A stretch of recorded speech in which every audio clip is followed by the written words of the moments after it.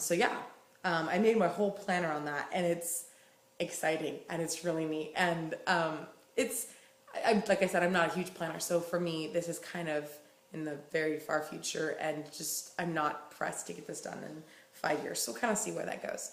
So this school is 3 months long, and it ended in December. So that month of September for you guys, September to December, was really intense for me and very encouraging and very challenging. And just in planning my next step, I never had plans to go back to the DR, so I was kind of up in the air with that, of how am I going to walk this out. But in praying about what I wanted to do, I was approached by Brett Curtis, the base director at that location, and he asked me to be his personal assistant and make a 2-year commitment to that location. So why are you not working? I'm using my iPhone right now. Did I mention that? Anyway, so for me, when I got the invitation, I was kind of shocked, and I was like, God, that's out of left field. I don't think that's from you. I think that's from the devil. I think it's him trying to drag me away from what I should be doing. But I felt a really like this desire to reconsider that in my heart and to say, wait, maybe there's some merit to this. So the more I prayed about it, I felt like God was really just kind of putting me in an awkward position. And yeah, I was really fighting with wanting to know plans versus wanting to know his heart. And it was a really good time of turmoil. But I got a lot of confirmation in the area, like right on graduation day, actually, that I was either going to stay and work with Brett Curtis and be his PA for 2 years and then go to Mexico City to see these schools start, or just go directly there. And the word that I felt like God gave me was that either way I'd be walking the same path. But in staying with in Tijuana and working under Brett Curtis, I would be learning a skill. And the skill was almost like learning to lay bricks. And if I were to stay and learn the skill of laying bricks, I would be gaining an ability and a knowledge to be able to pave the way before me that I'm walking on, so that more people can follow behind me in all seasons. Like when it's muddy, you can't walk on a path, but if there's bricks, you can. And for a longer period of time. And so I just spiritually applying that, was like, wait, if I'm learning the skills under Brett, who's an incredible leader, the people that are following after me are going to have a much better rate of survival if I'm learning skills and a greater foundation for them to walk on.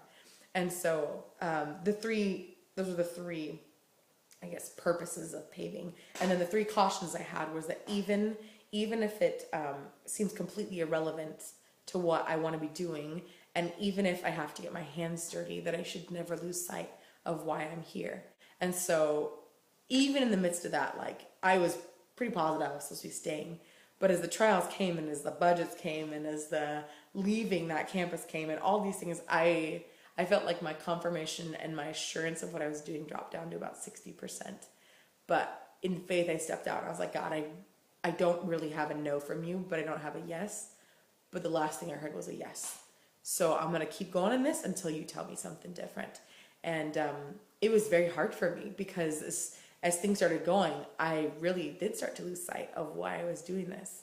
And I got frustrated, and I'm like, God, I just need to know that this is where you want me, and I need to know that this is, you want me working with YWAM Orange County for these next 2 years. And actually, the confirmation came during a conversation with one of my roommates. She had brought up the school that we were going to be doing in the next year, the discipleship training school, and that we, as our base, were going to be running. And she said, will you be part of the staff? And I said, I don't think I can be. Working as Brett's assistant is so consuming, and there's so much to learn, and it's so, it's like you're living as a full-time secretary for another person. And I'm learning so much just through osmosis, but in that same token, I feel like I don't have time to be able to invest in people in that same way, You're being poured out in one way, and just, anyway. So, as we were talking about that, my heart kind of broke, and I was like, my heart is for discipleship. What am I doing? Why am I here? Why am I even doing this? And in that, I really felt like God gave me a huge perspective, and that extra 40% that I really needed, God just really paved the way. I realized that I am learning to be a PA to every single one of the students that I'm going to be leading. And what I mean by that is that my job isn't to stand in front of them and to be like, hey guys, we're going this way.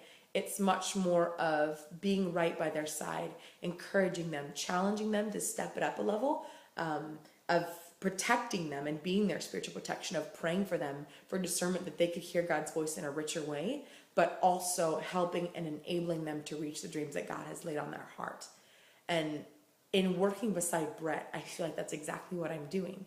I'm enabling him to reach the dreams that God has laid on his heart. He has this vision for seeing ships used again in YWAM, and there's no doubt in my mind that what we're doing right now is an incredible part of God's plan to see the port cities and the islands of this world reach with the message of Jesus Christ.